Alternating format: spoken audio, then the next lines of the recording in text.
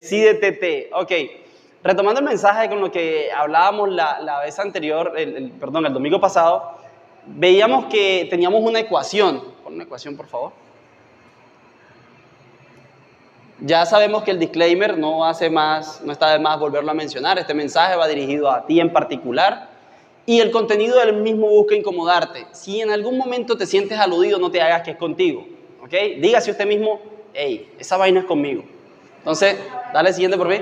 Y viene entonces la ecuación. Les decía que me disculparan, no quiero que tenga usted de pronto en su cabeza que es una mala palabra, estoy hablándoles de algo que, digamos, la manera correcta de describirlo es esto. Y esta es la ecuación que tenemos. Tenemos H más C, por actitud nos da la fórmula de nuestra vida, ¿cierto?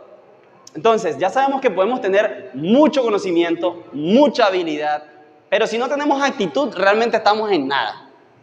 Si por lo contrario tenemos poco conocimiento, pocas habilidades, pero nuestra actitud es avasallante, es decir, es abrazadora, vamos a tener una vida poderosa.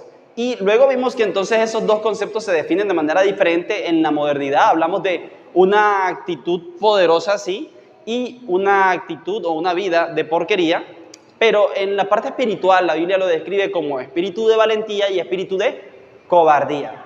Entonces, veíamos que hay dos bandos y no se puede elegir, o sea, no hay un tercero, solamente hay dos. Hay el bando, o por así decirlo, las personas que tienen un espíritu de cobardía y hay personas que tienen un espíritu de valentía. Solamente existen dos. Recuerden también que yo en algún momento de la enseñanza el domingo anterior les dije que les iba a comprobar cómo Jesús mismo decía que una cuestión contraria a esto es ser un cobarde completamente. Y que de hecho Él los aborrece, es decir, Él aborrece los términos medios. Él quiere o que seas valiente o que seas cobarde. Pero en lo posible, obviamente, si estamos pretendiendo seguirle, vamos a ser valientes en vez de cobardes.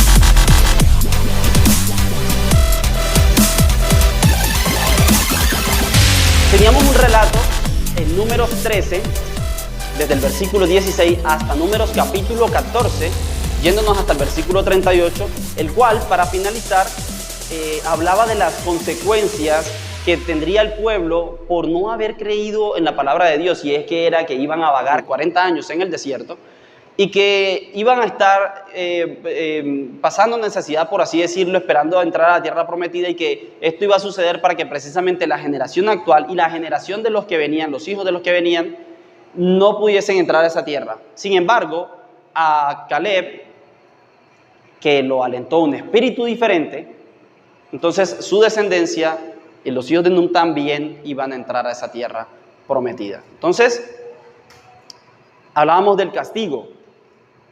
Voy a retomar desde el versículo 26 del capítulo 14, dice: castigo del pueblo y de los espías. ¿Por qué? Porque todos, a excepción de dos, de los 12 que enviaron, a excepción de dos, tuvieron miedo, y todos comenzaron a mal hablar de la tierra que Dios había prometido. Ojo, ya ellos no hablaban de sus miedos, que eso nos pasa muy constantemente. Nosotros nunca admitimos nuestro miedo. Yo les ponía el ejemplo que la imposibilidad genera rechazo, y cuando nosotros algo nos queda grande, nosotros no mal hablamos de nuestra debilidad y de nuestra imposibilidad de hacer las cosas. Digamos que yo estoy tratando de ser paciente. Tratando, por eso nunca eres paciente, porque siempre tratas, nunca eres y punto. No hay forma distinta para ser paciente o hacer cualquier cosa en la vida que nos propongamos que simplemente hacerlo. Por lo tanto, cuando decimos nosotros, no, yo estoy tratando de montar bicicleta, no, tú o montas bicicleta o no montas bicicleta. No se trata, porque tratar es simplemente admitir la posibilidad del fracaso. Ahora, es entendible que necesitamos equivocarnos para aprender, claro que sí, pero una cosa es cuando nosotros nos enfocamos en algo pensando que vamos a tratar de conseguirlo, y otra cosa muy distinta es cuando tenemos la plena certeza de que lo vamos a conseguir y fallamos en el proceso. Son cosas totalmente distintas. Y la dualidad de estos dos conceptos viene a ser muy simple, porque en la primera, cuando nosotros tratamos, admitimos esa duda, admitimos esa falencia que desde ya la estamos teniendo. Voy a contar un poco acerca de algo personal. Hablaba con un primo en una ocasión, hace poco, y hablábamos acerca del trading con acciones. Hablamos acerca del trading, es decir, no la compra y venta de acciones, sino tradear, los que conocen de pronto el concepto en la parte financiera, en lo que son, digamos, la compra y venta de activos digitales o la apuesta sobre diferenciales de precio en el caso de Forex, etcétera, estamos hablando de eso y yo le dije, mira, lo que pasa es que a la gente que pone stop en sus operaciones para protegerlas de una pérdida ya perdió. Entonces él me decía, ¿por qué? Porque es que el institucional o la persona que está en el mercado, detrás del mercado, viendo todas las operaciones, él no ve un stop como un stop, él ve un stop como una venta. Entonces él va a ir a recoger esa venta. Si tú estás viendo este video por YouTube y en algún momento te has interesado por el trading, déjame decirte que así funciona, así que ahí te doy el dato. Entonces, el institucional lo ve como una venta y él lo que está haciendo es ir allá a buscar esa venta a menor precio. Entonces, ¿qué sucede? Que les toca el stop de la venta porque la persona ya admitió una pérdida. ¿Qué es un stop para los que no están relacionados con el término? Un stop es cuando tú dices, mira, yo quiero comprar algo o quiero apostar sobre el diferencial de precio de algo. Digamos, yo compro manzanas hoy a 1,000 pesos. Pero yo que si el precio en el mercado de las manzanas llega a 800 pesos, yo quiero que me lo venda allí para no seguir perdiendo porque es que va a seguir bajando. ¿Ok? Entonces ponen otra orden aquí y ponen una orden arriba y dicen, no, yo la voy a vender en 1,200, pero es que si llega a 800 quiero que me la venda. La cuestión es que el institucional no está viendo la de 1,200, el institucional está viendo la de 800. Está viendo que tú estás vendiendo manzanas más baratas de las que están en el mercado. Porque ¿en cuánto están? En 1,000. Entonces, ¿qué hace el institucional? Va y te compra. Ahora, ¿por qué pierdes en esa operación 20%? Porque ya desde un principio, poniendo un stop, admitiste una pérdida. ¿Me están siguiendo con el ejemplo? Ok, ahora traigámoslo a la vida diaria. En el momento en el que yo me dispongo a ser paciente, en el momento en que yo me dispongo a desarrollar dones para la obra, en el momento en que yo me dispongo a cambiar mi forma de ser, a ser un hombre o una persona diferente, y yo pienso que debo tratar de hacer las cosas, ahí ya yo admití la pérdida. En ese momento yo me admití y me vi sucumbido ante todas las situaciones de la vida diaria, donde yo estallé de manera grosera con alguien, donde yo no fui paciente, donde fui irracional, en el momento en el que me dejé, digámoslo de esta manera, ya lo habíamos visto en un mensaje anterior, abofetear, me dejé abofetear, no literalmente, esta vez no lo voy a hacer literalmente, sino metafóricamente cuando las personas que están alrededor de nosotros toman ese provecho abusivo de nosotros. Yo no sé si ustedes se acuerdan de ese ejemplo literal de esa bofetada que hicimos el ejercicio aquí, ¿se acuerdan? Ok, ¿ustedes se acuerdan exactamente qué pasó o no se acuerdan? Ustedes recuerdan que yo puse una mejilla y recibí una bofetada, ¿cierto? ¿Y luego qué pasó? Puse la otra. ¿Por qué? Porque la palabra dice que hay que poner la otra. Pero más adelante, si nosotros leemos en la palabra, en ninguna parte dice que tenemos que ponerlo una tercera vez. De hecho, el pasaje que le antecede o que le procede a ese relato, habla de cuando nosotros somos testimonio y vamos a testificar, a buscar discípulos o a hacer discípulos por el mundo. Y dice, en el lugar en el que no los reciban, sacudan sus pies, enseñalen en contra de ellos y cojan su rumbo. Quiere decir que si yo vengo a alguien y soy bueno con él y recibo maltrato o bofetadas y vuelvo a ser bueno con él porque es mi esencia, es lo que está en mí, y vuelvo a recibir maltrato, en ningún momento estoy yo obligado a quedarme allí a recibir maltrato. ¿Saben por qué? Porque en el punto en el que yo me quedo a recibir maltrato, yo estoy negando lo que Cristo hizo en mí, estoy dejando de amar su obra porque estoy dejándome de amar a mí.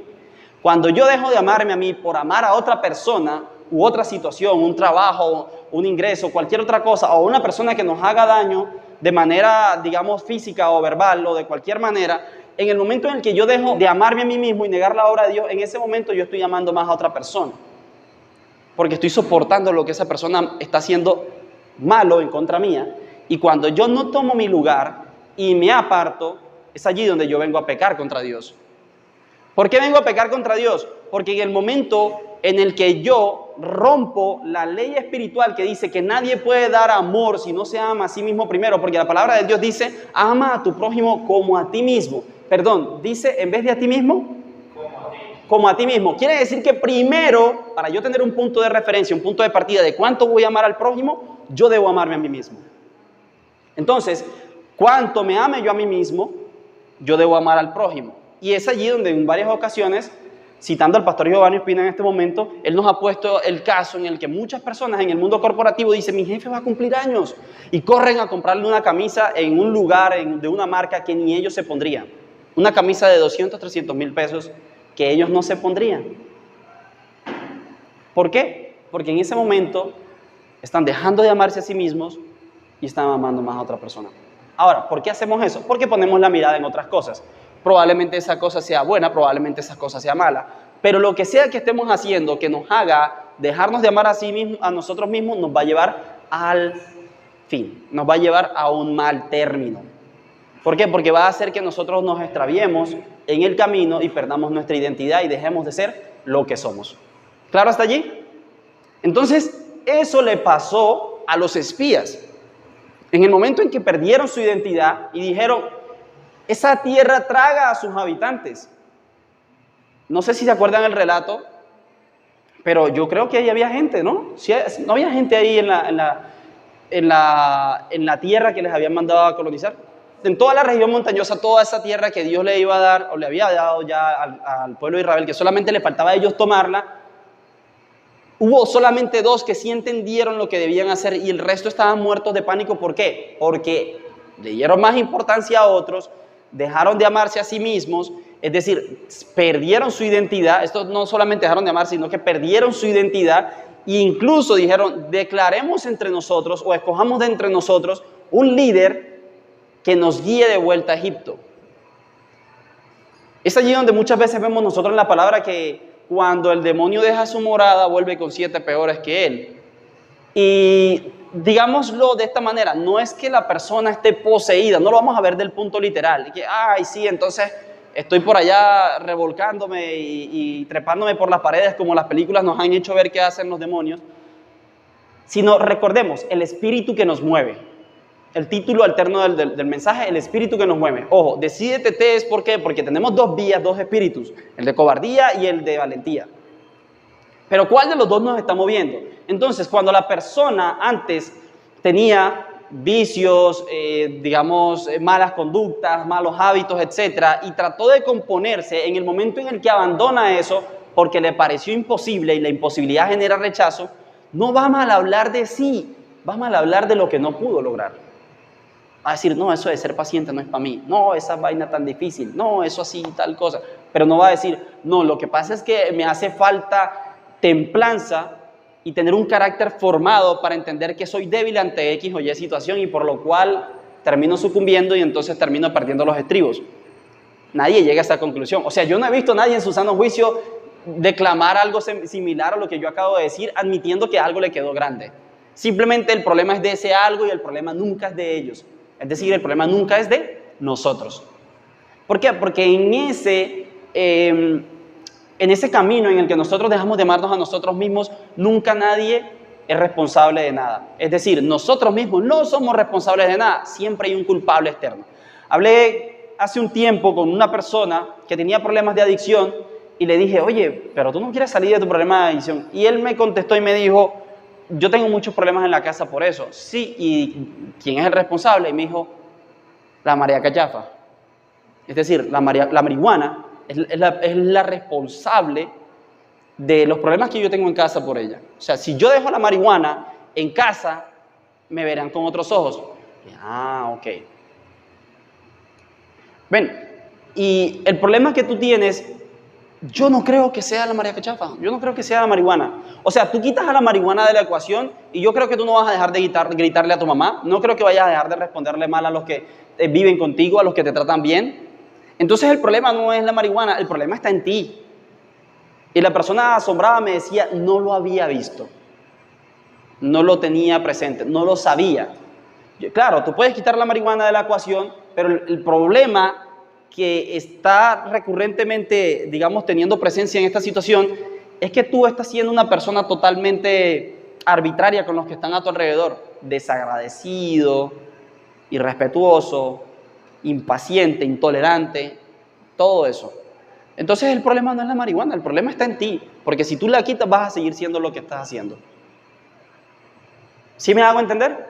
Entonces lo mismo nos pasa a nosotros cuando Dios nos dice, hey, ve a conquistar la tierra y nosotros empezamos, pero es que allá hay gigantes, pero es que esa tierra traga a sus habitantes, pero es que, y presentamos tantas excusas seguidas, tantos pretextos seguidos que no son justificaciones, son nada más que excusas, son pretextos, que terminamos simplemente embolatando la vaina, embolatando la cosa, para hacernos de la vista gorda, los del oído sordo, y permitir que el tiempo pase sin hacer nada. ¿Saben qué es lo curioso? Dígale al que está al lado, papito, tú no eres eterno. Dile, tú no eres eterno, el eterno es Dios. Dios tiene tiempo y paciencia.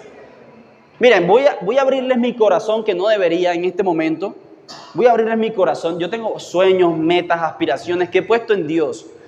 Y por lo tanto ya no voy tras ellas como quien las persigue por primera instancia, sino que ahora voy detrás del reino porque sé que estando en las manos de Dios, Dios escudriñando como quien escoge el arroz antes de prepararlo, escudriñando lo que es bueno, me va a dar cosas y aún mejores que las que yo le he puesto en sus manos.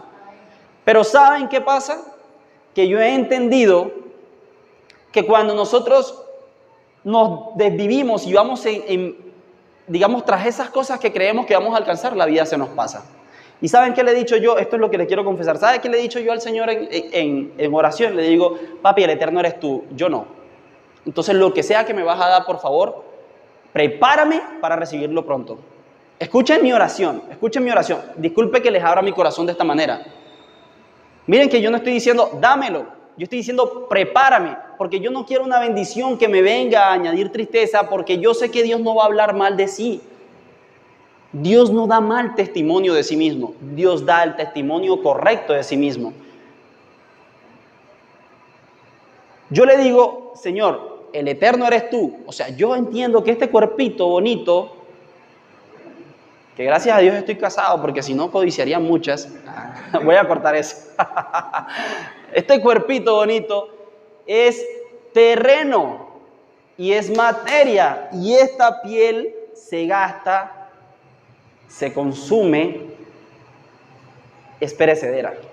Entonces, como yo entiendo eso, y yo sé que Él está en la eternidad y para Él el tiempo no es una ley, no es una norma, entonces yo le digo a Él, papi, el eterno eres tú, yo no. Por lo tanto, lo que sea que me vayas a dar, prepárame para recibirlo cuanto antes. Ahora, les acabo de decir que Dios no da mal testimonio de sí mismo, ¿cierto? No sé si a alguien le surgió la pregunta.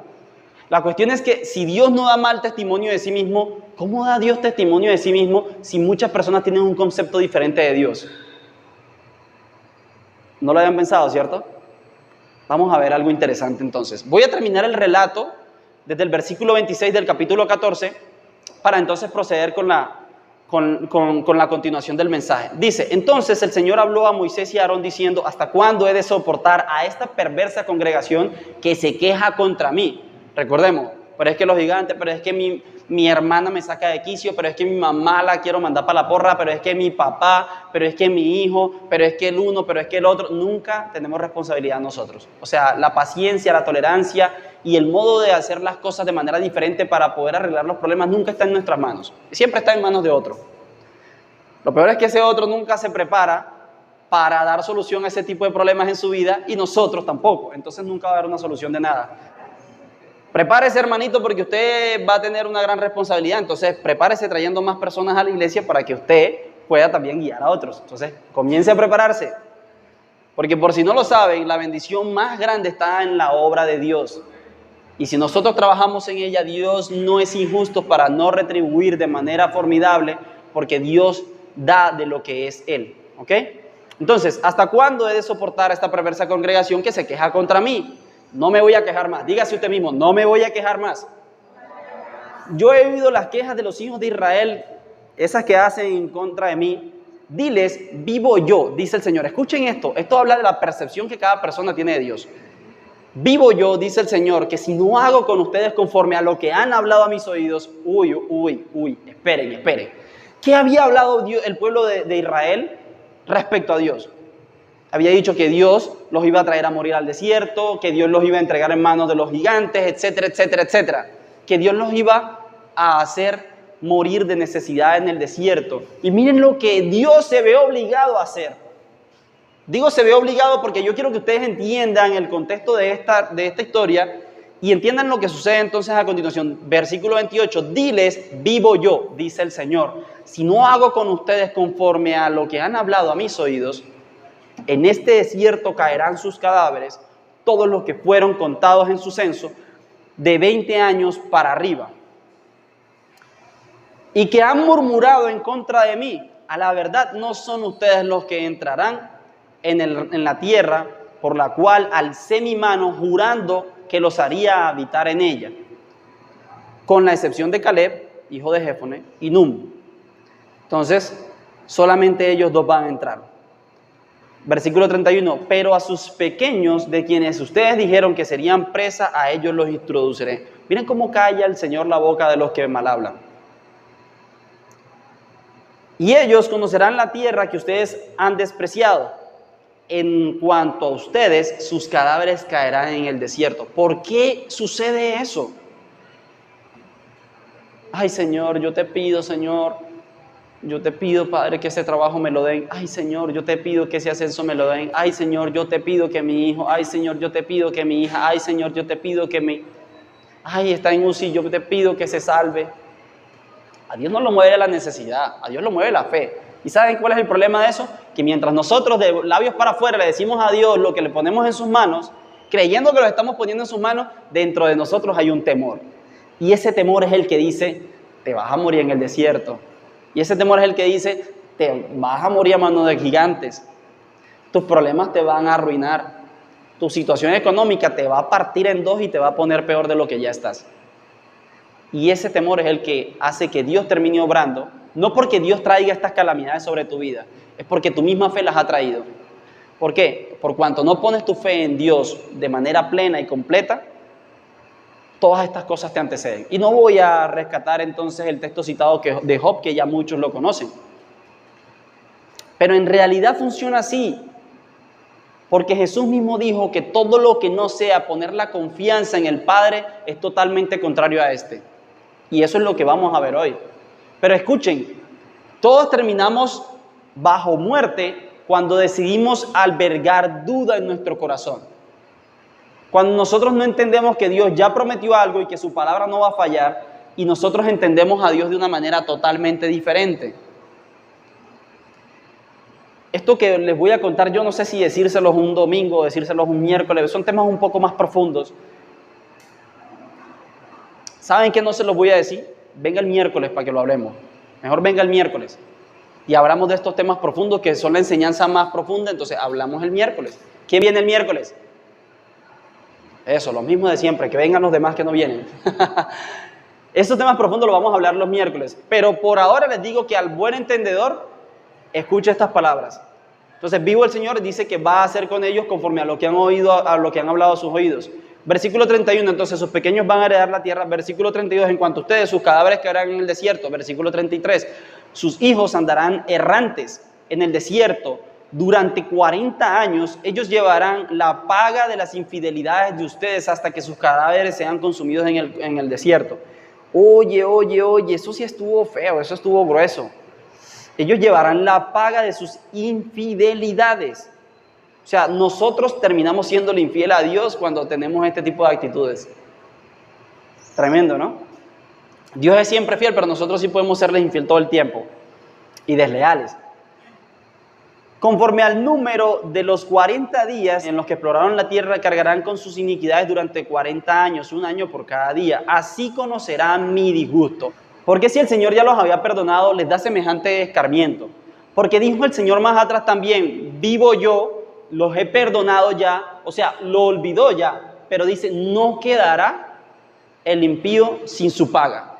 Es decir, Dios es un Dios injusto si realmente se vuelve ese acolitador de cosas, digamos, malas, en la que nosotros hacemos las cosas mal, como pongamos el caso, el día de mañana, bueno, ya ha sucedido un montón de veces, alguien mata a alguien y la mamá perdona al autor material de los hechos y tal vez al autor intelectual de los hechos, pero eso tiene una consecuencia, va para la cárcel. Es decir, sí obtiene perdón, pero hay consecuencias. Ahora, dígase usted mismo, obtengo perdón, pero obtengo consecuencias de lo que hago mal. ¿Ok? Entonces, cuando nosotros ignoramos que obtenemos el perdón y así mismo las consecuencias, pensamos que Dios es un Dios acolitador, que sencillamente nosotros, que Él es el compinche, que Él es ese cómplice de delitos, que nosotros salimos a delinquir en contra de Él, le somos infiel y que Dios nos va a perdonar y que aparte de eso nos va a premiar. No funciona así. Sigue creyendo que el frutiño trae vitamina. Versículo 36. Los hombres que Moisés envió a explorar la tierra y de regreso hicieron murmurar contra él a toda la asamblea, o sea, de los 12 espías 10, desacreditando aquella tierra. Ellos, esos hombres que habían desacreditado la tierra, murieron delante del Señor a causa de la plaga. Versículo 38, pero Josué, hijo de Nun, y Caleb, hijo de Jefone, quedaron con vida entre los hombres que habían ido a explorar la tierra. Vamos a ver entonces ahora cómo Dios cuida su testimonio. Sabiendo que la imposibilidad genera rechazo, solemos entonces mal hablar de lo bueno que Dios tiene para nosotros, olvidándonos de que Dios no nos quiere como estamos y que Él realmente exigirá que estemos a otro nivel para recibir lo que Él quiere darnos. ¿Se acuerdan hace un momento que les compartía mi oración? Miren esto. A veces nos olvidamos que Dios no nos quiere como nosotros estamos. Es decir, ya lo hablamos la semana pasada, Dios sí nos acepta, sí nos recibe como nosotros estamos, pero Él no nos va a dejar igual. Él nos cambia. Porque ser hijo de Dios no es venir todos los domingos a la iglesia, a venir a buscar una palabra, que si predica el uno lo motiva y que si predica el otro lo machaca, porque yo no sé por qué tengo la percepción en mi cabeza de que yo quiera Dios que me equivoque, hermanito. Yo pienso que cada vez que a mí me tocan estos mensajes, yo digo, Dios, ¿por qué me tocan a mí? Entonces todo el mundo pensará, a este sí le gusta darnos palo. No, yo no les doy palo. Pues el palabra que me toca, pues ya qué más puedo hacer. Y yo creo que yo me estoy ganando la mala fama mientras el Señor pues imparte el mensaje. No me importa, porque allí es donde yo me niego a mí mismo y permito que el Señor haga a través de mí. Y yo espero, hermanito, que ustedes lo reciban con amor. No viéndome a mí, viendo la palabra que el Señor les envía.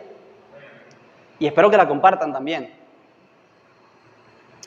Dice, nosotros nos olvidamos entonces que Dios no nos acepta como estamos. Es decir, nos recibe, nos acepta, nos acoge. Cuando nosotros llegamos a Él, o cuando Él llega a nuestra vida, como nosotros estamos, Él así nos quiere, sí, nos ama, sí. Así nos llamó, sí. ¿Pero nos va a dejar así? No. Él nos quiere llevar a otro nivel. Por eso yo le digo, prepárame para recibirlo pronto. Entonces nos lleva a otro nivel para darnos lo que nos quiere dar. Dios no nos dará una bendición a los que no estamos preparados. Miguelín, ¿quieres moto? Y ya sabes manejar. Y ya tienes licencia. Ah, bueno. Yo lo primero que hice antes de tener moto fue sacar la licencia. Y como a los año y medio, casi 2, tuve moto. Te dejo el testimonio. Y así tengo muchos otros. Miren, prepararse es entender lo que viene y verlo en fe. Yo no sé si ustedes se acuerdan de una moto roja que yo tenía. Yo creo que yo le he robado gloria a Dios en muchas cosas porque me he quedado con un tren de testimonios que siempre digo, voy a compartirlos en la iglesia. Una vez yo me enamoré de una moto perdidamente. Una Benelli TNT 300, cosa rara que me enamore yo de una moto.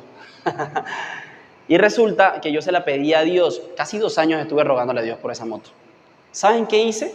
Un día me compré una llanta que no le servía a la moto que yo tenía. La moto que yo tenía era una moto blanca, se llamaba Eva, algunos se acuerdan de ella, una Pulsar, una Bajaj. Y yo me compré una llanta que no le servía a esa Pulsar. Le compré una llanta perfil 170, más grande. La tuve guardada 7 meses. ¿Saben por qué la compré? Porque yo dije, cuando tú compras unos zapatos te vienen con cordón. Ok, y si no me alcanza para los zapatos, ¿por qué no compro los cordones para que Dios me dé los zapatos? Me compré la llanta, en fe, y la guardé. Y a los 7 meses Dios me dio esa moto. Y le sonará, en algún momento voy a compartirle el testimonio, hermanito. ¿Cuándo? No sé, pero voy a tomarme el tiempo para hacerlo. Todos los vehículos que ustedes han visto en mis manos han tenido una historia muy similar. Y en estos momentos estoy esperando el siguiente vehículo y ya tengo lo que Dios me dio sin yo saberlo. Hice una importación de un artículo para un vehículo de alta gama y resulta que tanto el dueño se equivocó como yo me equivoqué y ese artículo no le sirvió al vehículo de él.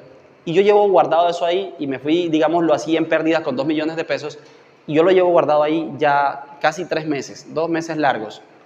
Y yo no había entendido hasta que la semana pasada amanece y yo entro en esa efervescencia, en ese regocijo y dije, ya sé por qué eso no se vendió. O sea, si yo me equivoqué y lo puse en venta, ya sé por qué no se vendió y ya sé por qué no lo voy a vender. Porque ese es para mi próximo vehículo. Entonces, miren esto, ya mi actitud cambió y no era diciéndole, Señor, por favor, ayúdame a vender ese artículo que necesito plata. No, ya era, gracias, papá, porque ya sé que tengo el otro vehículo. Entonces, ya lo tengo. Entonces, estoy muy contento, muy feliz por eso. Pero entendí que así como me pasó con la moto roja, así como me pasó con la otra más grande negra, así como me pasó con la MV Agusta, todas han tenido una trama similar, y es que Dios me ha permitido desde antes saber que ya la tengo. ¿Pero por qué me ha permitido? Porque me he dado a la... Miren lo interesante, o sea, yo les decía que son cosas entre el Señor y yo, pero sé que son cosas que les debo compartir a ustedes porque un testimonio puede cambiar la vida de una persona. Yo recuerdo tanto cuando recién llegué a la iglesia y vi a Jamie confesar que ella no diezmaba, sino que triezmaba. Y a mí esa vaina me cayó en la cabeza y ¡pum!, me voló la cabeza. Dije, yo voy a hacer lo mismo, voy a poner a prueba a Dios. Y lo puse a prueba, ¿y de qué manera? Y puedo decir que Dios no me defraudó, por lo contrario, me sorprendió. No con esto estoy diciendo, vaya, corra, hágalo. Usted verá. Pero cosas tan sencillas como que el pastor Giovanni un día compartió que un pastor en Costa Rica, si bien recuerdo, todos los días en su garaje con un pañuelo limpiaba su carro invisible. Y después de un tiempo, por resumirles el testimonio, ese carro tal cual como lo había pedido, del color que él le había pedido, le llegó, tal cual así. Cuando él compartió ese mensaje, a mí me hizo clic en la cabeza. Yo dije, wow, yo voy a hacer lo mismo, voy a hacer cosas en fe. Y he hecho muchas cosas en fe por ese estilo, y créanme, Dios no ha defraudado mi fe. Pero me he preocupado desde ese entonces en prepararme para que Dios traiga a mi vida. Y miren, no solo funciona con cosas materiales, hermanitos, las cosas materiales van y vienen. Yo les digo algo material, discúlpenme que se lo diga de esta manera, porque lamentablemente es casi siempre lo primero que nos entra por los ojos. Pero tenemos que aprender a desligar las cosas espirituales de lo material. Hagamos lo mismo con la parte espiritual. Yo necesito templanza. Pues, nene, ¿qué te va a mandar Dios? Situaciones para que tú seas, digamos, tengas un buen temperamento, que no estalles, que seas, como tal, seas mesurado, que tengas mansedumbre, es decir, que aprendas a controlarte, porque tú sabes que tú en tu casa puedes mandar todo para las tres cruces, pero no lo haces. Simplemente te puedes retirar de una manera más pacífica, porque tú puedes terminar con cosas que te hacen daño, con relaciones que te hacen daño. Tengo una relación con el alcohol, voy a terminar con esa relación que tengo con el alcohol. Como es la terminación de nuestra relación, voy a hacerlo la última vez. Y entonces voy y me desentiendo y hago cosas realmente feas y me entrego al alcohol porque estoy terminando con la relación. A veces nos pasa cuando queremos terminar con personas que, digamos, queremos no tener más contacto con esas personas, y a mí me ha pasado mucho. ¿Por qué entonces tengo yo que decirle X o Y, o tengo que, digamos, dejar un mal testimonio allí? Simplemente de mí no se va a decir cosas semejantes, simplemente tomo distancia y punto. Si ustedes se dieron cuenta, en el momento en que yo recibo las bofetadas, yo en ningún momento lo cojo ni tampoco le digo nada, yo simplemente me hago un lado. ¿Ok? ¿Por qué? Porque entiendo que también debo guardar un testimonio, y entiendo que debo saber darme mi lugar. Entonces, como Dios se da su lugar también, Dios no está jugando, y por lo tanto se cansa de soportar nuestros desplantes, nuestra falta de fe.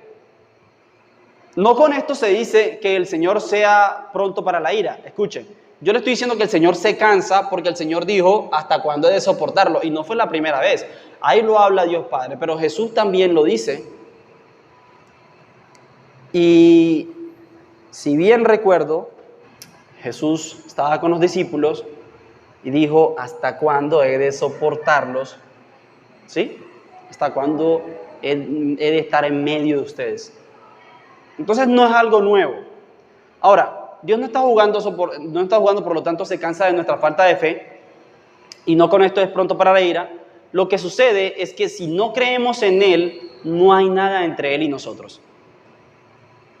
Miren esto tan interesante. Si nosotros no creemos en Dios, no hay nada entre Dios y entre nosotros. Porque la relación con Dios parte en creer en Él. Vuelvo a lo mismo. ¿Se acuerdan que estábamos aquí en este tramo, no? Entonces yo invito a alguien en la iglesia, ven para que creas en Dios. No, echemos para atrás. Hey, ven acá. ¿Tú sabías que hay un Dios? Uno, único, verdadero. ¿Existe un Dios? No sé. Bueno, entonces primero veamos por qué Dios sí existe. Luego ya llevamos el punto a la creencia de cree en Dios. ¿Ok? Primero yo creo que Dios existe. ¿Crees que Dios existe? Sí. Bueno, entonces ven para que creas en Dios. Después de creer en Dios, ¿qué viene? Creerle a Dios. Excelente. Creerle a Dios. Y muchos de nosotros estamos en actitud de creyentes. Creemos en Dios. Pero cuando Dios nos dice algo, ¿le creemos a Dios? No me responda, respóndase usted. ¿Le creemos a Dios? Es allí donde las cosas vienen a tomar otro color. Entonces, esto es lo delicado, señores. Esto es lo delicado. Cuando Dios dice que hará conforme a lo que dijo que haría, allí la cosa se pone delicada, se pone peliaguda. Y eso nos hace retomar también otro pasaje que se encuentra en Job 8:2, perdón. Pero antes de eso vamos a ver este concepto interesante, y es que el que tiene fe, que la tenga para sí mismo.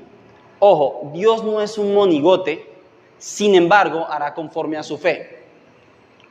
Vuelvo a lo mismo, si quieres saber más de esto, venga los miércoles. Dios no es un monigote porque Dios no hace de acuerdo a nuestra complacencia, pero sí hace de acuerdo a nuestra fe. Escuchen, ¿sabía usted que hay gente que tiene necesidad y no tiene fe y por eso no recibe? Ahora, ¿sabía usted que hay gente que tiene necesidad y tiene fe y por eso sí recibe? Hay gente que no tiene necesidad, sabe que tiene necesidad, tiene fe y recibe. Son tres. En el caso de la segunda, tiene necesidad, tiene fe y recibe. Ese no es el cristiano, necesariamente. Ese es el que tiene temor de que suceda algo adverso o contrario a lo que tiene en su necesidad y que por ese temor termina sucediendo. Ojalá me den ese ascenso y por dentro tengo el miedo de que no me lo den. Voy a solicitarlo y ¿qué sucede? No te lo dan. Entonces ya no lo tienes. Y así con N cantidad de cosas.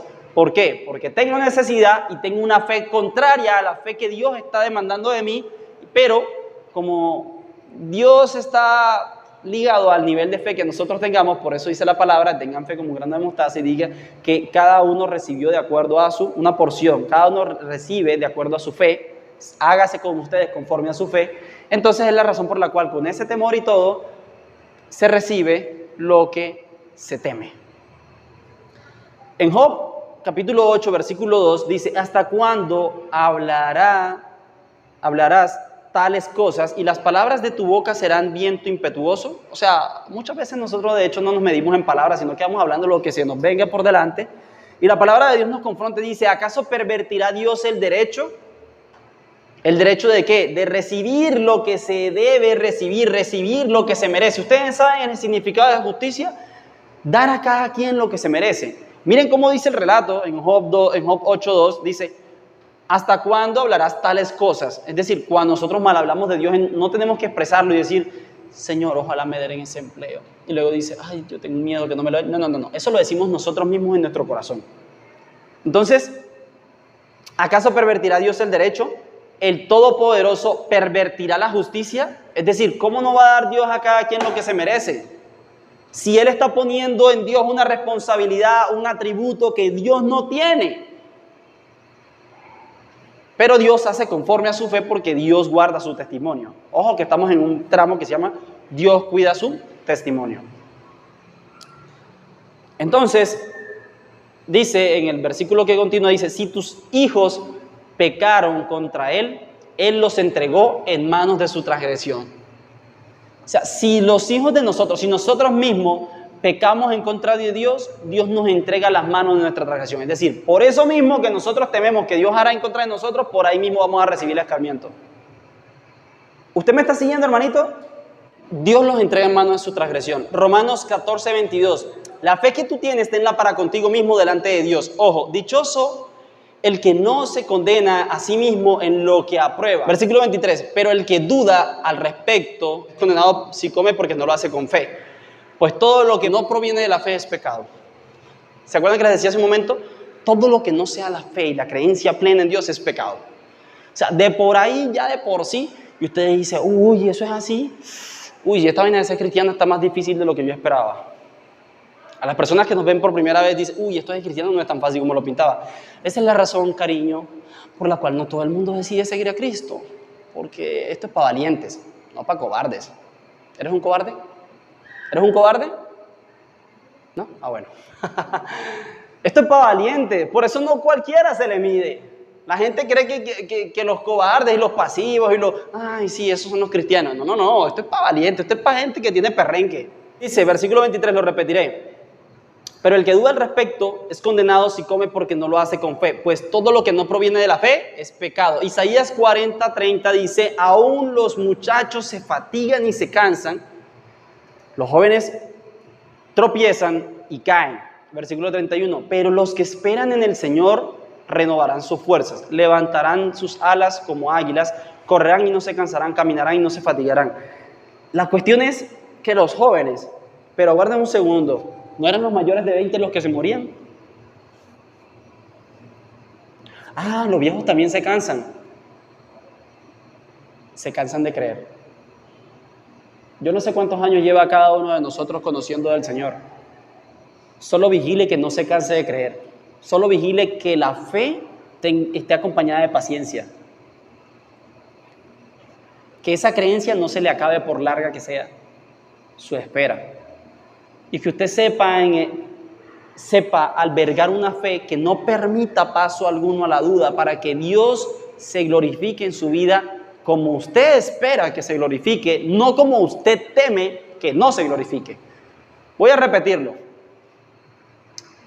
Tenga en su corazón, hermanito, una fe plena que no dé lugar a duda para que Dios se glorifique como usted espera que se glorifique y no como usted teme que no se glorifique. Porque esto es lo delicado. Recordemos que toda cosa que no provenga de la fe, y nosotros sí que sabemos pecar delante de Dios. Sí que sabemos. Yo voy primero, yo creo que primero que ustedes. Sí que sabemos pecar delante de Dios. ¿Por qué les digo que voy primero? Porque yo tengo un dicho personal, de tantos que tengo, que dice que sabio es aquel que se las sabe todas. Sabio es aquel que se atreve a equivocarse primero. Si yo encierro 10 personas en una habitación blanca con un enchufe y un tenedor, el que se hace más sabio es el primero que coge el enchufe y lo... ¿Por qué? Porque le pasó corriente. ¿Qué adquirió? Experiencia. ¿Y qué va a pasar cuando otro quiera hacer lo mismo? Él va a saber qué le va a suceder. Entonces, la razón por la cual yo les digo que yo voy primero es porque yo he procurado equivocarme primero. Porque sé la responsabilidad que tengo en el momento en el que tengo el privilegio de pararme aquí y compartir una palabra. La sabiduría, la experiencia, viene precisamente por eso. Dios nos enseña así, pero hay cosas que escuchen, hay cosas. Ayer tenía una conversación conmigo mismo y yo decía, definitivamente hay gente ociosa. Hay gente que ve el precipicio y dice, si me tiro me mato. Y hay gente que ve el precipicio, pocas, pero lo hacen, dice, si me tiro me mato. El primero se tira para comprobar si se mata, el segundo no se tira. El tercero no se entera que hay un precipicio. No soy partidario de no enterarme que hay un precipicio. Soy partidario de saber que si me tiro me mato, pero no me tiro para comprobar que me mato. Voy a ponerles un ejemplo. Disculpen que si a veces le hablo enredado. Una vez alguien me dijo, oye, pero tú siempre hablas con esos términos tan raros que yo no entiendo. Ya no entiendes porque te hace falta educación. Un poquito de léxico te vendría mejor. O un poquito de expansión mental te vendría mejor. Así me entenderías y no me dirías que yo hable en palabras más corrientes. Porque no tengo manera cómo hacerte llegar el mensaje si no lo digo en esta forma. Con esto lo que le quise decir era, hey, súbete al siguiente nivel. Tenía una conversación conmigo mismo y me decía, era esto. Por eso les acabo de poner el ejemplo del precipicio. Oye, yo nunca en mi vida me he emborrachado. Pero ¿será que tiene alguien que emborracharse y embriagarse habiendo visto montones disculpen la expresión, de estupideces de tonterías, de vergüenzas que pasa una persona en estado de embriaguez, tiene alguien en sus 5 cabales que embriagarse para llegar al extremo de comprobar lo que puede llegar a hacer y lo que puede llegar a ser de sí misma, para saberse embriagado y saberse llegar a los límites y ver qué puede y qué no puede hacer? Yo pensaba y dije entre mí, definitivamente hay cosas en la vida que se aprenden sin necesidad de experimentarlas. Porque cualquiera me puede decir, ¿tú qué vas a saber? Tú no te has emborrachado. Gracias a Dios. Y me parece una actitud sabia no tener que ir hasta el extremo de embriagarme para saberme tan idiota, tan tonto, de perder el control de tal manera que no tenga conciencia ni control de mis actos y termine pasando vergüenzas. Es allí donde yo soy el que se asoma al precipicio y digo, si me tiro me mato. Porque yo no he visto el primero que tome con un 38 en la cabeza. Entonces hay gente que teniendo el precipicio se tira, voluntariamente se tira. Es decir, hay gente que tiene a otro enfrente agrediéndole verbalmente y se tira al precipicio de la agresión física. ¿Los han visto?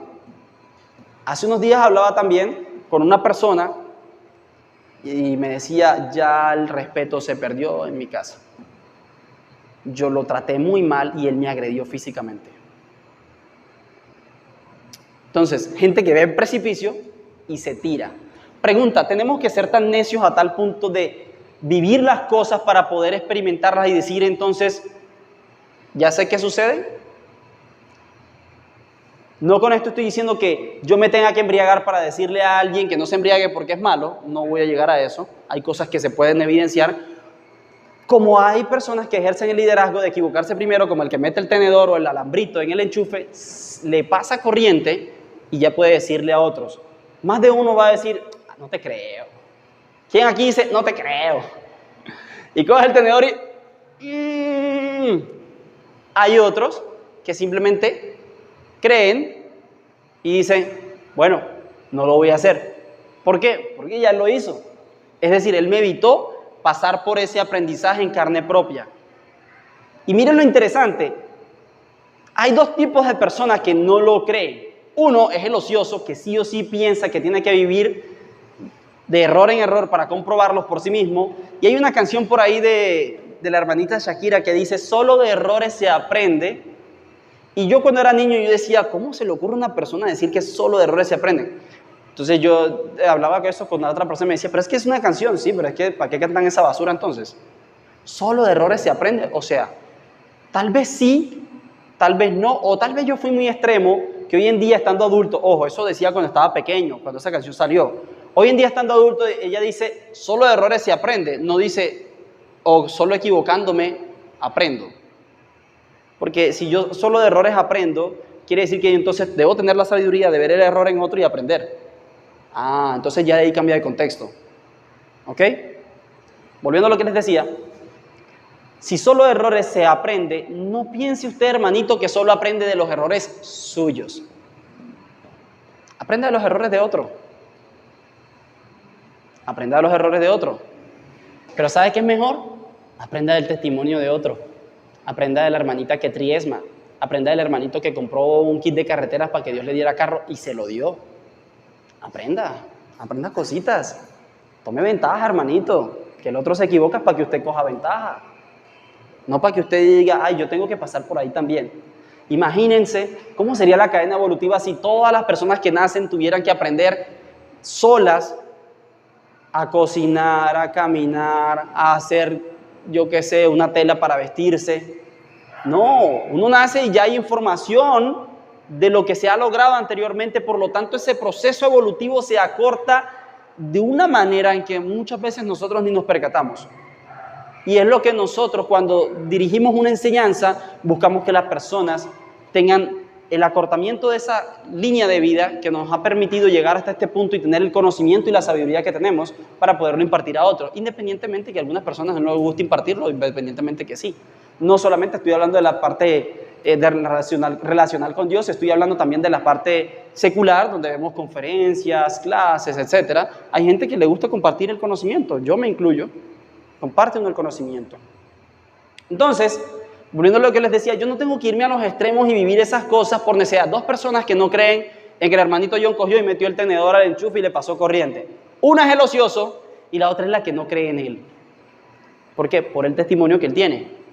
Entonces ahí nos damos cuenta que nosotros no solamente debemos velar por vivir las cosas en Cristo primero, para poderle enseñar a otros, sino que también debemos cuidar lo que nosotros somos como personas para que esos otros crean en nosotros. Pregunta, ¿cree usted que Dios cuida su testimonio? Sí lo cuida, y por eso pasan estas cosas. Padre Santo, te damos gracias, Señor, por este maravilloso día. Gracias porque tu palabra, Señor, nos insta siempre a ser mejores. Gracias por el buen conocimiento, las buenas habilidades, los dones, las dádivas que recibimos de tu parte y sobre todo la sabiduría que tú impartes a nuestras vidas para nosotros poder vivir una vida que realmente te glorifique. No permitas que nos extraviemos, Señor, en los afanes de este mundo y que nos preocupemos por las cosas que hemos de comer, de beber, de vestir, de calzar, porque la vida es más que el vestir, la vida es más que el calzar, la vida es más que comer. Tu palabra dice, Señor, que los pájaros no siembran, ni cosechan, ni cultivan, y que con todo tu mano los sostiene.